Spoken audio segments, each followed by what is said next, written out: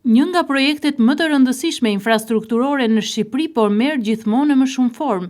Aeroporti ndërkombëtar i Vlorës, që po ndërtohet në zonën e Akërnisë, është në fazën më të avancuar të punimeve, me terminalin që tashmë ka dalë në pa dhe me punën që po vijon paralelisht edhe me ndërtimin e kullës së vrojtimit ajror. Ky projekt strategjik synon që të vendos Vlorën në hartën e qendrave të rëndësishme të transportit ajror në rajon, si dhe të sjellë një hovë të madh ekonomik për gjithë jugun e vendit. Aeroporti pritet të jetë më i madhi në Shqipëri për nga kapaciteti, infrastruktura dhe shërbimet që do të ofrojë.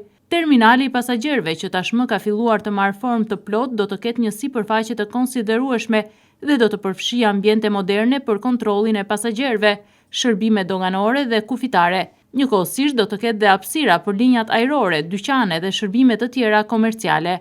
Struktura është e projektuar sipas standardeve europiane, me theks të veçantë tek eficienca, siguria dhe komoditeti udhëtarëve. Sipas inxhinierëve në terren, aktualisht po punohet në instalimet elektrike dhe sistemet e brendshme, të cilat do të mundsojnë një operim të automatizuar dhe të sigurt të terminalit.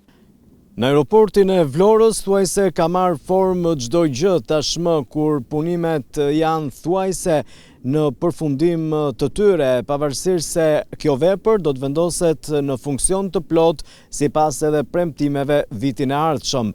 Terminali i pasagjerëve ka marrë formën e tij, sikundër jeni duke ndjekur edhe nga pamjet pasmeje, një terminal i cili do të shërbej duke sjell dhe ofruar për të gjithë pasagjerët vendase të huaj kushte mjaft të komode, të cilat do të jenë pjesë e integruar e aeroportit ndërkombëtar të Vlorës, i cili është aeroporti më i madh në vendin ton. Pra, pas përfundimit të këtij investimi, duket se aeroporti i Vlorës do t'ia kalojë edhe Tiranës, sa i përket hapësirës që ka, por edhe për punimeve që ai ndoshta do të kryej në të ardhmen.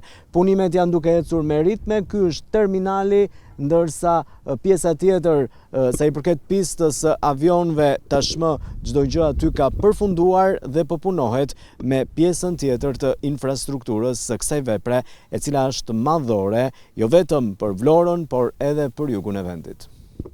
Një tjetër pjesë e rëndësishme e aeroportit është kulla e kontrollit ajror, e cila është tashmë ende në punim dhe sipër.